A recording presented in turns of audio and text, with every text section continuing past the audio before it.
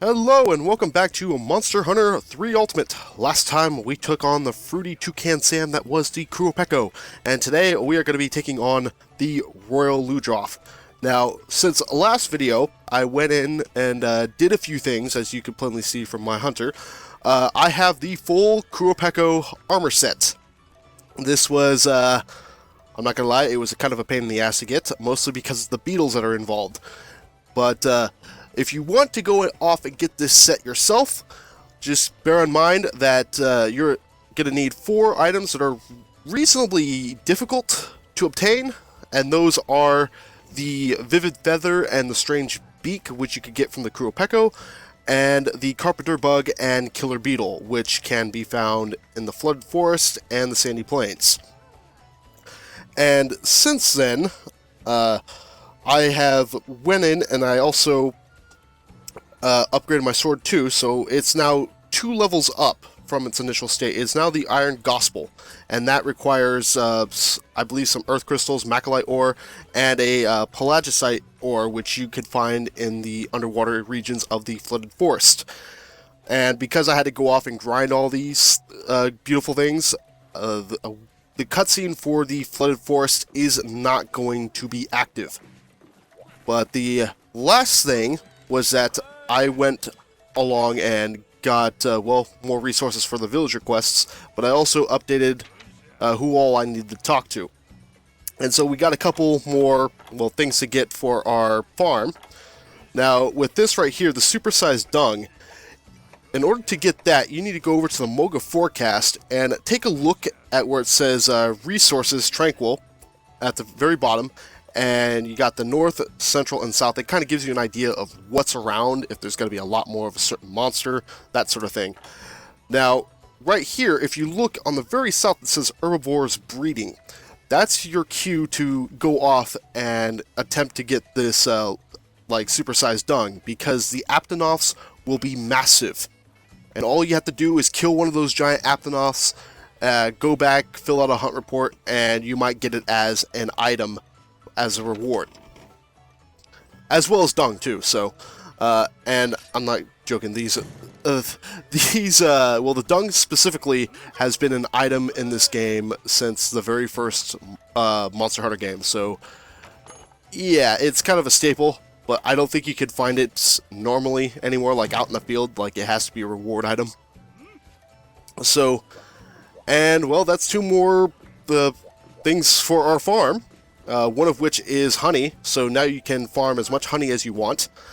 Now, the last thing I'm going to do is I'm going to go to this lady, and she's going to update you with something called the Organizer's Guide. You want this, because it gives you more item box space. Yeah, it's a bit costly, but, you know, for more item space, that's, you know, it's a must.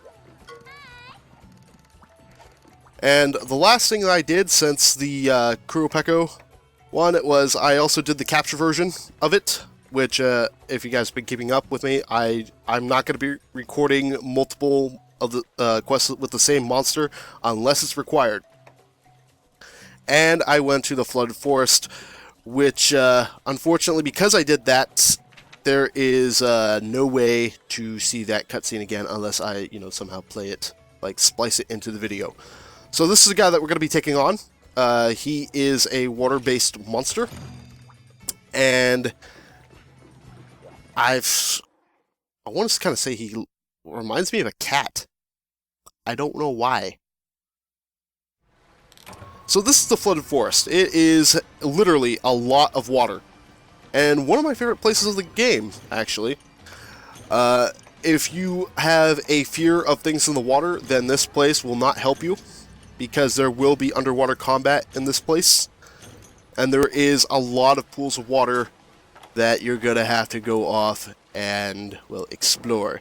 And that's also where the Pelagisite Ore is at. You have to go underwater in order to find it. And you can also get killer beetles here, and they're actually kind of hard to find. I spent, like, forever and a half trying to get 4 of the damn things. But that wasn't as bad as the Carpenter Bugs, which that was in the Sandy Plains, and having to travel through the heat, it was just exhausting. So, going back to the Qurupeco armor, much higher defense, but it has a very slight weakness to water. So so if I'm hit by a water attack, then that can be bad news for me. But, you know, high defense, it's... In fact, I might be able to hold this armor off until we fight the Lagiacrus. That's how useful it is. So, this is the Royal Ludroth. And I just figured out why he reminds me of a cat. It looks like a lion. That's why. And speaking of lions and their manes, this guy's mane is his weak point. So aim for the mane and his face. The mane can be broken, the face can be broken, and the tail can be cut off. I believe this is the first monster we encounter whose tail can, in fact, be cut off. And Cha-Cha, you better start pulling your weight, man, because this is where hunting starts to get a bit more serious. I mean, the Qurupeco, yeah, he could have been a bit of a pain, but this guy can really ruin your day. So I'm going to alternate between attacking his tail and his mane, because I want more goodies from him. And destroying his tail, you can carve that, and it is, you know, extra goodies. Now, I said something about his head being his weak point too, or, well, a weaker point, but you can also break that crown of his, which, as you can see, just popped up, because now he's in rage mode. And watch out for that hip check, because it is brutal, it will send you flying, and it hurts, like, quite a bit. Now, because this guy's basically a giant Ludroth, he can and will go into water. And if he's weakened, he will go into Area 8, which is a... Well, one, it's a great-looking place. I really, really like Area 8. It just looks nice.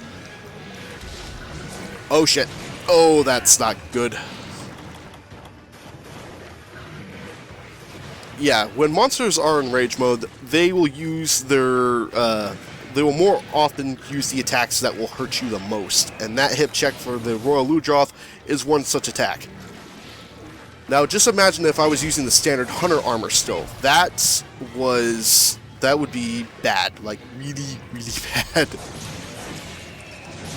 And also imagine, oh god, if I was using, like, the, what was it, the Canine Katana or something like that? The Great Jaggy Longsword?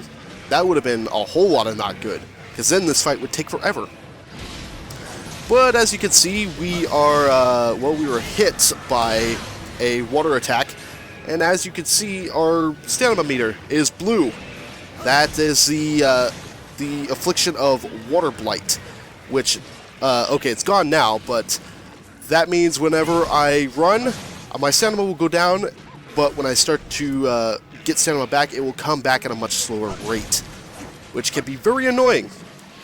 And I also got something to help cure that, which is a Nullberry. I don't typically use berries, I just, you know, I tough it out because I'm just like that. But if you feel the need to get rid of your blights, particularly Dragon Blight, later on in the game, then yes, use a Nullberry. It will help you quite a bit. Dragon Blight is the one blight that you really take seriously. And to a lesser extent, yeah, Fire Blight too. Because Fire Blight's awful. Okay, there's my whetstones. And we also got a poison knife, which I don't think we take knives with us. I think all knives are account items, but they are, in essence, a throwing knife. And in this case, if you throw enough of them, you will poison a monster. Like that. And those little bubbles, yep, he's not going to be feeling well. And watch his tail too, because his tail could be assigned for a tail-based attack, obviously. And, well, if you do that, it doesn't do a whole lot, but it really does knock you away. It's really annoying. And he will often use that, well, when you're behind him. Again, no shit. Yeah, he's not happy to see any of us.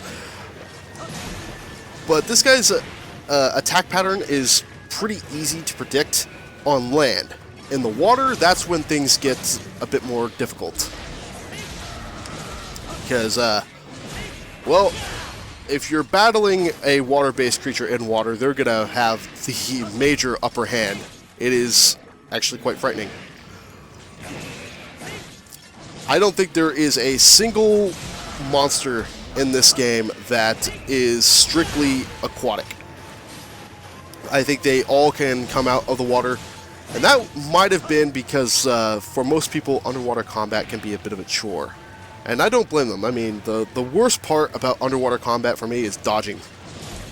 I find it very difficult to dodge underwater. But in this case, right here, the Royal Ludroth cannot go directly into Area 8 from Area 1. He has to go into Area 3 first, and then he'll take a shortcut into Area 8.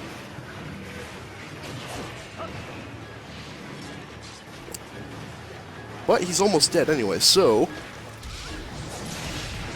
if you're having difficulties with this monster, a great idea would be to use shock traps while he's on land. Shock traps work in water, but it's even better if you use them on land, because then, well, he's going to be still. He can't, and it's really easy to get him into that trap. And there goes his tail. Fun fact, the tail severing on large monsters has been around since the very first Monster Hunter game. However, I believe this Monster Hunter Tri was the first game in the series to sort of censor it a little bit. Oh shit, oh. Because before, the tail itself was bloody. Like, you can, from the hole in the tail and the point of the stub on the monster was all red and gross. So, yeah, Capcom censored that a bit, which I don't quite like. But at the same time, the argument can be made that if you have a body part severed, then the shock of it might not cause it to bleed right away. And I say this because I've cut my hand open really badly, and it didn't start bleeding right away. I mean, it was like a gross white. It was just not good. So this is underwater combat for you. So he, with Leviathans such as the Royal Ludroth, they have much greater mobility. That's the most dangerous thing about them. Like, a monster with greater mobility just has the upper hand right away. Unless you are overpowered, and then that doesn't mean a goddamn thing. And you see that over there where there's kind of like trees and stubs and overgrowth? Well, that's a shortcut the Royal Ludroth's going to take. And so, yeah, he is now going to be resting in Area 8, which I'm actually glad he did that because I want to show off Area 8. It's the one place I didn't go through when I was going to get all the materials for this armor set, but Area 8 is just a wonderful looking place. And compared to the murkiness of the other water areas, Area 8 is like a nice change. It's gorgeous. And it's so weird too, because there is Area 6, you can see on the map there, it's completely murky. Area 6, with the exception of, I think, the hidden area there, it is all water. And it is just green, it's nasty. And then you come into here, and you can see all that blue, crisp water. It is gorgeous. Okay, hold still, you. There we go. So, Royal Ludroth is pretty simple on land. Again, in water, he could be a bit more of a hassle. But he's nothing compared to another monster that we are going to be meeting later on, who's going to be a bigger pain in the ass. Actually, well, in terms of water-based monsters, that one. And then there's going to be another one in this quest list that's going to be an equally... Actually, I think he's going to be worse. But we're not going to get to that part just yet. I want to do a few more, like, smaller quests first before we get in and take on the next large monster. So, if you don't have a good armor set yet, and you're still on the lower end armors, make sure you upgrade as soon as possible. Royal Ludroth is a great way to go, because his materials are pretty easy to get, I would assume. Only problem is that he's very much weak to fire. And that's why I chose the Qurupeco armor over the Ludroth armor, because I need that fire resistance. And electric resistance, or in this case it's thunder, actually. But let's see what we get. Okay, we got Dash Extract. This is a material that comes from the Royal Ludroth, and there's Killer Beetle too. That's awesome. If you get Dash Juice or Dash Extract, make sure you stock up on it, because we'll need that for those egg quests. But anyways, thank you for watching, and I'll see you again next time. Take care.